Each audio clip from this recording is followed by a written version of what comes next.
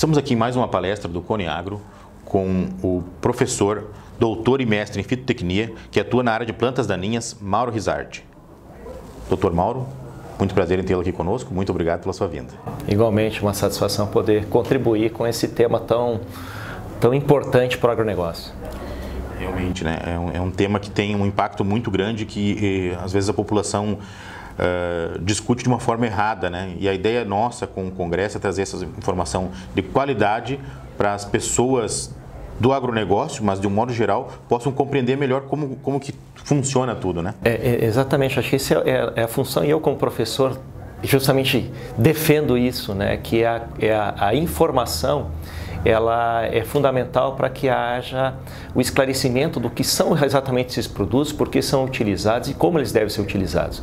Eu acho que o grande problema nosso é a desinformação. Ou assim, talvez uma informação pela metade, que é pior que uma desinformação total, né? Então são pessoas que muitas vezes não atuam, não conhecem a real necessidade, a função desses produtos, tomam atitudes ou mesmo algumas posições que acabam atrapalhando o sistema produtivo. Bom, professor, as perguntas que nós vamos trabalhar, primeiramente, né, do aspecto econômico. Em termos econômicos, o uso de defensivos, herbicidas, é a melhor opção para os produtores agrícolas? Qual o custo que seria agregado ao manejo sem o uso dessa ferramenta? Bom, acho que é importante a gente contextualizar um pouco o porquê que a gente tem que controlar essas espécies daninhas, né? As plantas daninhas, ou aquelas plantas que competem ou interferem com as culturas, elas causam redução em produtividade.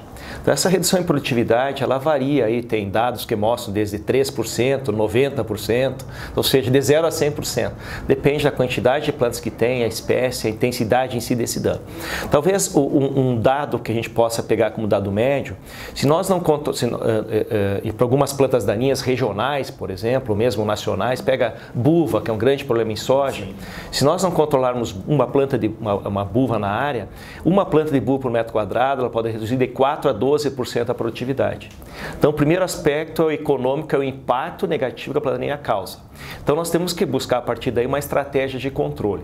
Essa estratégia de controle, ela pode ser mecânica, ela pode ser cultural, ela pode ser química. Qual é o problema da mecânica em si, ou seja, a capina, a ranquil? É a eficiência, a eficácia dela, o custo que nós teríamos de mão de obra, né? a demora, o tempo que nós levaríamos para eliminar essas plantas na área.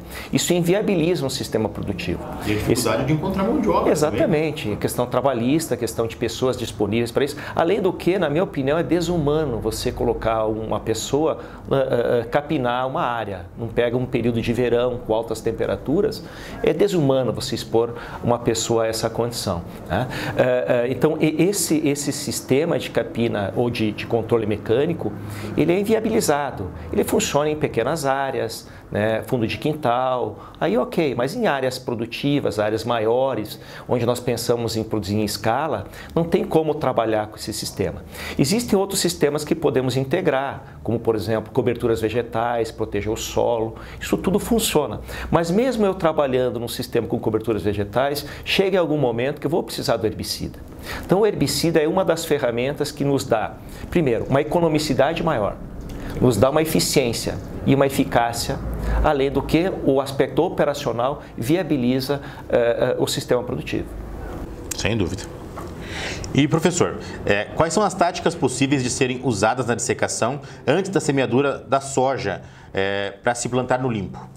Bom, acho que a grande questão é justamente essa. Nós temos que fazer, para qualquer cultura, pode ser soja, milho, feijão, arroz, semear no limpo. Então nós temos aquelas plantas daninhas que ocorrem antes da cultura, elas têm que ser eliminadas. Então uma possibilidade que nós temos é estabelecer uma cobertura de inverno. Por exemplo, no Rio Grande do Sul, no sul do Brasil, há a possibilidade de nós estabelecermos uma cultura de uma aveia, as forrageiras em geral, né, pegar centeio, que são coberturas vegetais que protegem o solo e diminuem a ocorrência de planta daninha. De qualquer maneira, essas plantas, seja de aveia, de centeio e as eventuais plantas daninhas que estão na área, elas têm que ser eliminadas. Aí uma das estratégias é o controle químico. Nós podemos pensar assim, não, vamos fazer rolar simplesmente a cobertura, só derrubar essa cobertura. Funciona para algumas, para outras não. Para funcionar tem que, primeira coisa, não pode ter planta daninha na área.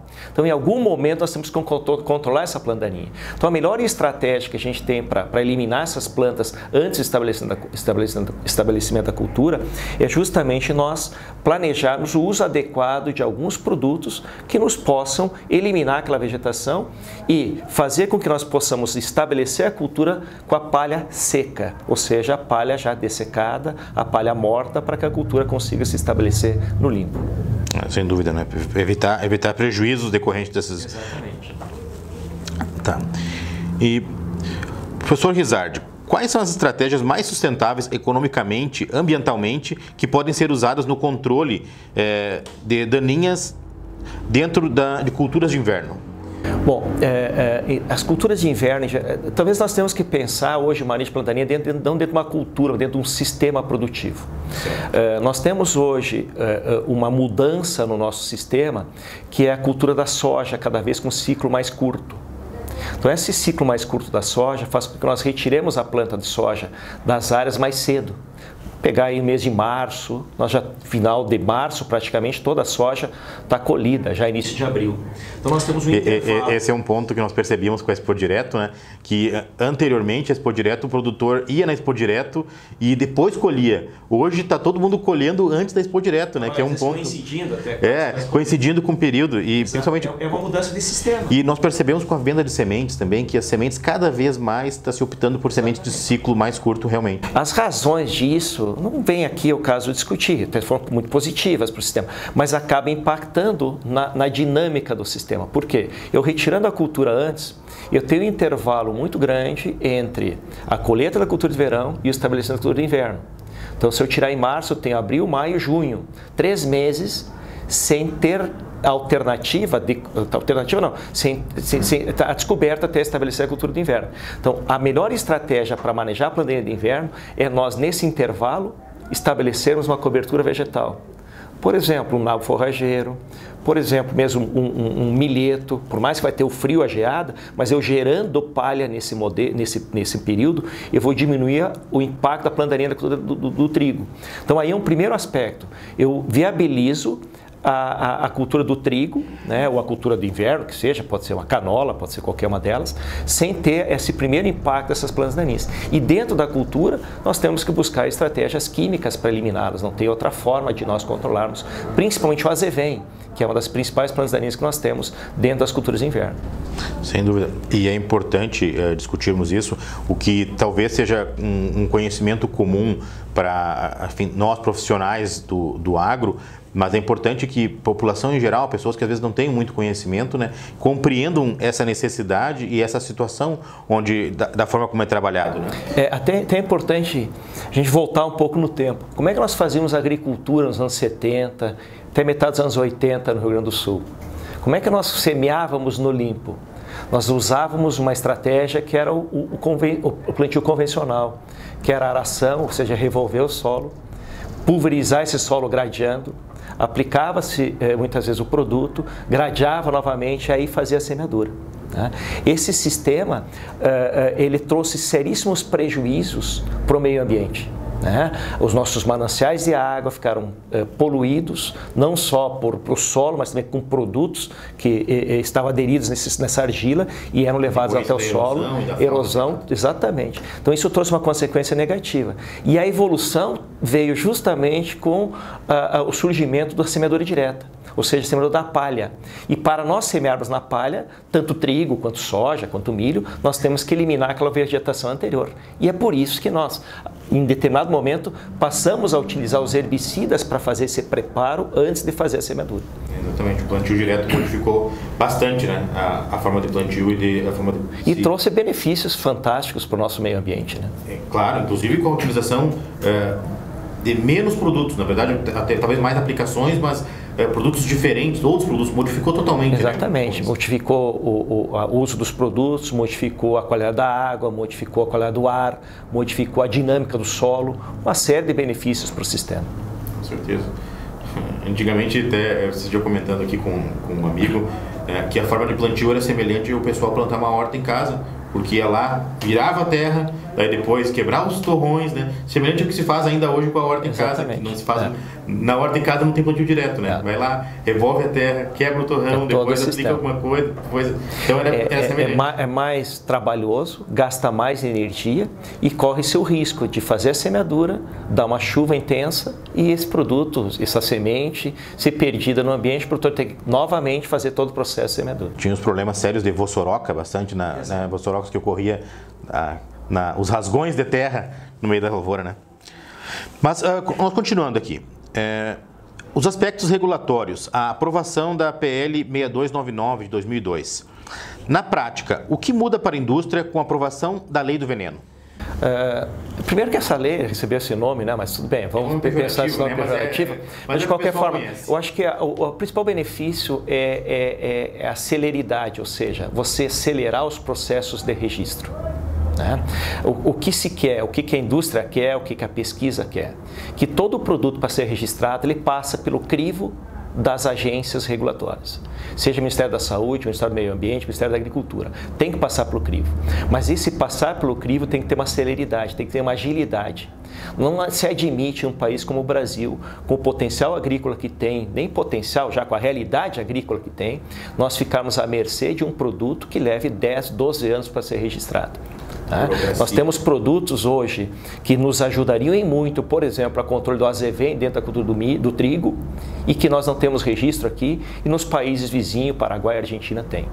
Então, esta agilidade no processo de registro é que essa lei permite, ou não possibilita, basicamente. Como falaste antes para nós. A desinformação é um problema sério, né? Até o que nós vemos com relação a alguns atores que vejo tentando defender, talvez seu ponto de vista, mas vem um caso muito importante, que é a pessoas desinformadas fazendo um desserviço à sociedade. Porque com relação específica a este ponto, né, ao invés de compreender melhor quais os benefícios traria para a agricultura, para a utilização de novos produtos, ou mesmo para facilitar que produtos mais modernos, com mais assertividade, pudessem ser utilizados, acaba se batendo, porque vai entrar mais veneno, até esse nome mesmo pejorativo, veneno, tem inclusive um vídeo, o veneno está na mesa, que se a pessoa dá uma olhada, assim, é de assustar no primeiro momento, né? É de assustar. Existem vários chavões aí que o pessoal leva, né, adiante. A questão o remédio e um veneno, a diferença é dose. Né? Então, você tem que pensar nesses aspectos todos. Né? E a sociedade, ela tem uma visão.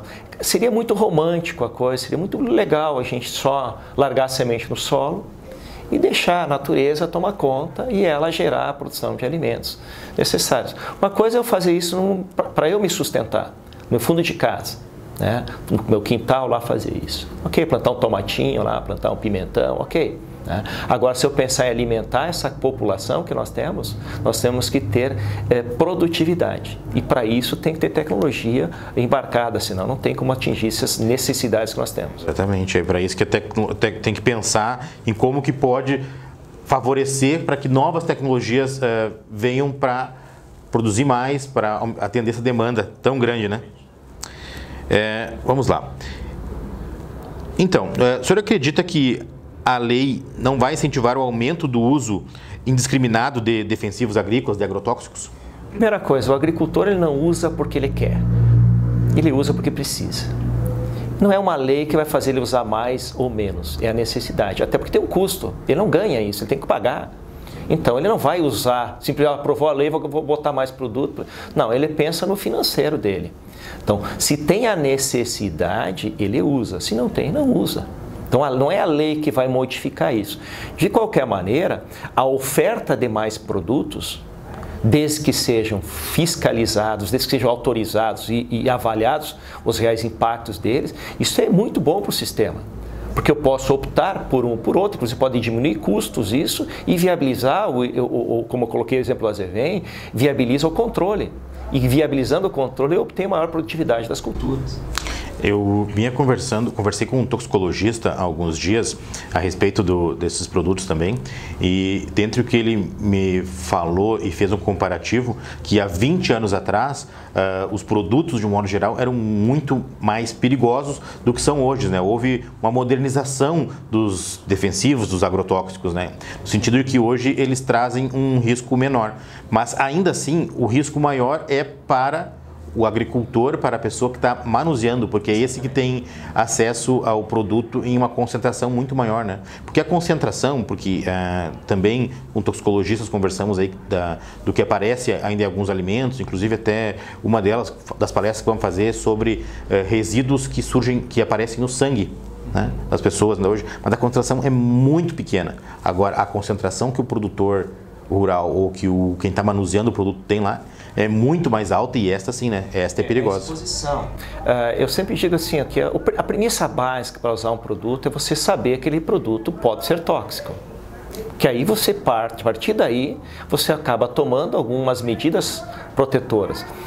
Quando você vai manusear o produto concentrado, pega o frasco e vai dosar ele no pulverizador, você tem que tomar todos os cuidados. É luva, é um equipamento, um EPI adequado para aquela condição, né? Para cada produto existe uma orientação sobre quais EPIs são fundamentais.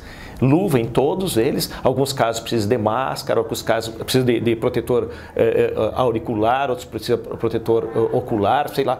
Cada um deles tem a sua exigência, mas acima de tudo o aplicador tem que ter à disposição esses equipamentos e usar eles, principalmente nesse momento em que o produto está concentrado. O risco é muito maior.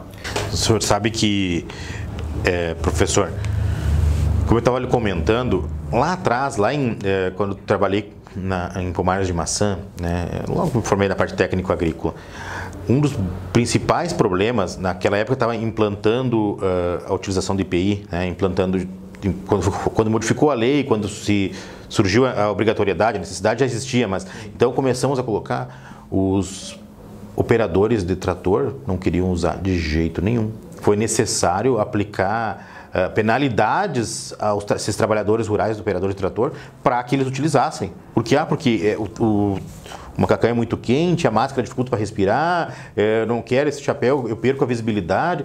Foi muito difícil de convencer o operador a utilizar e foi necessário a aplicação de penalidades. Não só onde eu trabalhava, mas isso era uma situação geral. Por desconhecimento, o aplicador acreditava que é melhor sem. Não, mas o cuidado ele é fundamental, isso a gente tem que sempre chamar a atenção, né? Outro ponto que nós evoluímos muito hoje nas grandes propriedades, e mesmo propriedades pequenas, onde tem tratoras, são gabinados, ou seja, tem uma proteção, sim. Então não está a exposição do aplicador. Então tem vários aspectos que vieram a auxiliar o aplicador. De qualquer modo, nós temos que continuar com o processo educativo, né? Alertando esses que não estão seguindo essas orientações, que nós realmente consigamos diminuir o máximo possível o contato desses produtores com esses produtos, né? Se a lei é tão importante e traz benefícios como a indústria afirma, por que há tanta resistência? Eu acho que a desinformação, acima de tudo a desinformação. Quando você vê assim, olha, vão mexer na legislação que trata dos defensivos agrícolas, ou agrotóxicos, como seja, né? Já cria um temor. Né? Por quê? Porque a visão das pessoas, o agrotóxico, o próprio nome está dizendo, ele é tóxico. Então, se eu mexer numa lei, eu vou deixar ela mais problemática ainda, né? E a questão é a mesma coisa nós pensarmos assim num medicamento, né? Por que quando eu tomo um medicamento, ele é remédio? Quando eu aplico um produto na agricultura, ele é um agrotóxico. Então, é toda questão de ponto de vista. Então, eu acho que a grande questão está aí, né? A preocupação e que ela é real e ela acho que tem que se aceitar ela como uma preocupação existente. O que cabe a nós é esclarecer dos riscos, né? E eventuais riscos que possam ocorrer na utilização desses produtos. Sem dúvidas, sem dúvidas. Caso houvesse uma medida restritiva ao uso de herbicidas no Brasil, quais seriam as alternativas eficazes no controle de plantas daninhas? Na verdade, houve, mas acabou sendo derrubada, né? Se nós pegarmos a evolução toda do nosso Eu sempre digo para os meus alunos que planta daninha vem os primeiros relatos são da Bíblia, né? O primeiro relato de planta daninha é da Bíblia e de controle também, o arranquio, a catação. Então, se a gente pegar evolutivamente, o controle mecânico funcionava para pequenas áreas. Evoluiu as áreas, o sistema agrícola, nós passamos a buscar as alternativas. Que alternativas nós teremos? Isso é um processo evolutivo que vai acontecer. Nós vamos ter, e já temos equipamentos hoje, por exemplo, para grandes áreas, que ainda tem um custo elevado, que faz a aplicação localizada de produtos. Então, isso diminui a quantidade de produtos herbicidas aplicados no ambiente. Como é que funciona isso? São sensores que identificam a planta daninha na área e somente ele é liberado o produto onde ele atinge essa planta daninha. Então, aí eu acabo diminuindo a utilização dos herbicidas. Ainda é um custo muito alto. Por enquanto, funciona bem para a operação pré-plantio, mas ao longo dos anos nós vamos evoluir bastante com isso. Outro ponto, muitas vezes a gente faz uma aplicação em área total, mesmo não tendo plantas em todas as áreas. Muitas vezes são manchas. Então, hoje nós temos equipamentos, os drones, por exemplo, que podem fazer aplicação localizada. Então, ao longo do tempo, nós vamos ter uma diminuição na utilização dos produtos na medida que a gente fizer esse tipo de controle. Outra estratégia que a gente tem que evoluir para diminuir aí a dependência, o uso de herbicidas, é nós trabalharmos com um sistema de culturas ou de cobertura do solo, proteger o solo. A maioria das plantas daninhas, elas dependem de luz para germinar. Então, se eu sombrear o solo, se eu botar uma palha no solo, se eu cobrir esse solo com uma cultura, eu vou diminuir a ocorrência de planta daninha, por consequência, dependendo menos da utilização dos herbicidas. Há uma necessidade de se adaptar a essa nova situação também, né? Porque a cobertura de solo ela já existe, mas como o professor disse para nós agora há pouco, a soja está encolhendo o ciclo e o agricultor utilizava uma única forrageira, um único plantio, só que o período agora é muito longo entre... Ele tem que achar outras alternativas para esse curto espaço de tempo entre a colheita da soja e plantio da cultura de inverno e depois no pós-soja, no pós-inverno ele vai estar a soja estabelecida.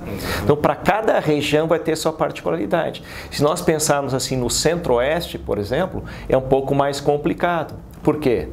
Porque eles têm um período pós-colheita do milho safrinha que fica muito seco. E aí eu não posso estabelecer uma cobertura, até porque não há tempo hábil entre a colheita do milho e o estabelecimento da cultura da soja. Por outro lado, algumas regiões, como a região de Mato Grosso do Sul, por exemplo, parte do Paraná, mas principalmente Mato Grosso do Sul, eles identificaram uma alternativa. Eles plantam braquiária consorciada com milho. Para quê? Para gerar palha no sistema, obviamente, mas também para diminuir a ocorrência de planta daninha. Esses produtores que fazem esse sistema, ao momento que eles colhem o milho, tem a palha de braquiária e praticamente não tem plantas de buva e de amargoso nessas áreas. Então é uma forma que eles encontraram para diminuir o problema de planta daninha. Continuando, professor, o uso de agrotóxicos é mais polêmico dentro ou fora da agricultura? Com certeza é fora da agricultura, né? Dentro da agricultura nós temos uma discussão sobre problemas do mau uso dele associados à seleção de biótipos resistentes e plantas daninhas, ou seja, a não trabalhar dentro do modelo de rotacionar mecanismos de ação, para você ter uma eficácia melhor de controle dentro do sistema. Agora, sem dúvida nenhuma, é fora do mundo agrícola, justamente para aquilo que nós colocamos anteriormente, para a desinformação, né? A desinformação ele é um ponto assim que chama muita atenção. E aí vem um paralelo entre a agricultura química e a orgânica. Primeiro, orgânico são todos têm carbono, né? Tudo que tem carbono é orgânico. Mas o modelo de produção orgânica pressupõe a não utilização de produtos químicos, ou seja, de produtos industrializados para essa finalidade, por exemplo, para controlar a planta daninha. Por outro lado, se utilizam outros produtos que podem ser tão ou mais tóxicos para o ser humano.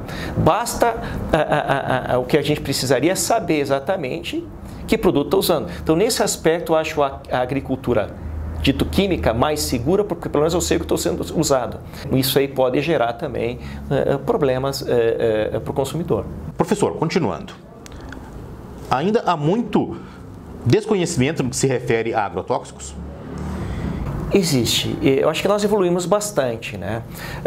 O que a gente tem que cuidar é para não polemizar. Tem aqueles que defendem totalmente um lado ou o outro, né? Eu acho que a gente tem que ser técnico nesse ponto. Eu acho que a primeira esclarecimento que houve foi, por exemplo, as informações contidas na bula. Embora poucos leiam essa bula, mas dentro da bula você encontra todas essas orientações necessárias para o cuidado na aplicação, o cuidado com o aplicador e o cuidado com o entorno. Então acho que nós evoluímos bastante. Existem várias ações lideradas pelas empresas, lideradas por associações de classe, né, e que fazem hoje treinamentos para esclarecer sobre o uso adequado desses produtos.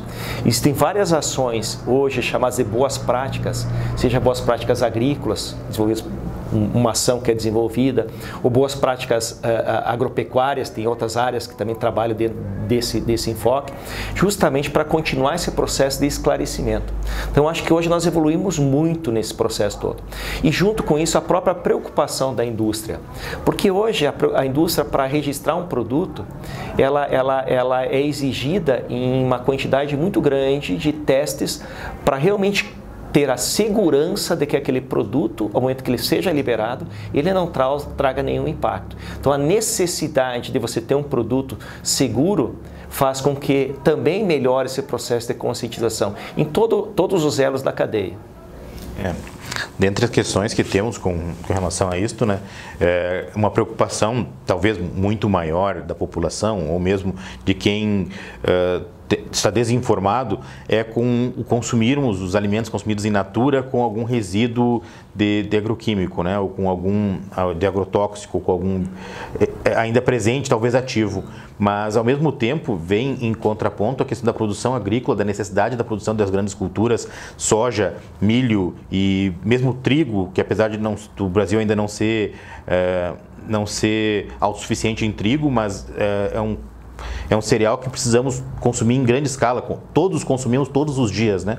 A própria soja também, de não consome ela, mas consumimos a carne que provém dela também. Isso é uma coisa interessante, né? Você falou do trigo.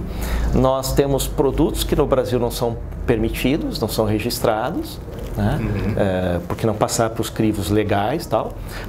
Mas, ao mesmo tempo, importamos trigo de países onde usam esses produtos que não são registrados no Brasil. Não parece um contrassenso isso? Né? Então são coisas que a gente tem que observar. Claro que nós temos que pensar, acima de tudo, em produzir um alimento de qualidade. A maior parte desses produtos, resíduos que ficam no produto colhido, principalmente em hortifruti grangeiros, isso, com o processo de lavagem, uma boa lavagem, você consegue retirar. A minha preocupação ela é maior para aqueles produtores que utilizam o produto indevidamente. Ou seja, que não respeitem a carência desses produtos, ou seja, o intervalo entre a aplicação e a colheita, ou mesmo utilizem produtos não registrados para aquela finalidade. Por exemplo, nós tivemos várias situações de dessecação de culturas utilizando produtos não registrados. E aí vem a fiscalização. No momento que a fiscalização começou a atuar, né, o produtor acabou, ou orientar esse produtor, eles acabaram não mais utilizando esses produtos para essa finalidade. Continuando, professor, como as universidades têm auxiliado para o aproveitamento dos defensivos nas lavouras? Eu acho que o papel da universidade talvez não seja aproveitar os defensivos nas lavouras, talvez o papel da universidade seja educar, né, os futuros engenheiros agrônomos, os futuros profissionais do agronegócio, para utilizar adequadamente os produtos e, acima de tudo, utilizar somente quando necessário. Muitas vezes nós temos talvez a tentação de querer usar produto em qualquer situação. Não, o produto só pode ser usado, só deve ser usado quando tiver realmente um problema. Então a nossa função como educadores é isso, é orientar os futuros profissionais e orientar também produtores nos nossos dias de campo, nossas atividades com os produtores, para usar da maneira mais adequada possível.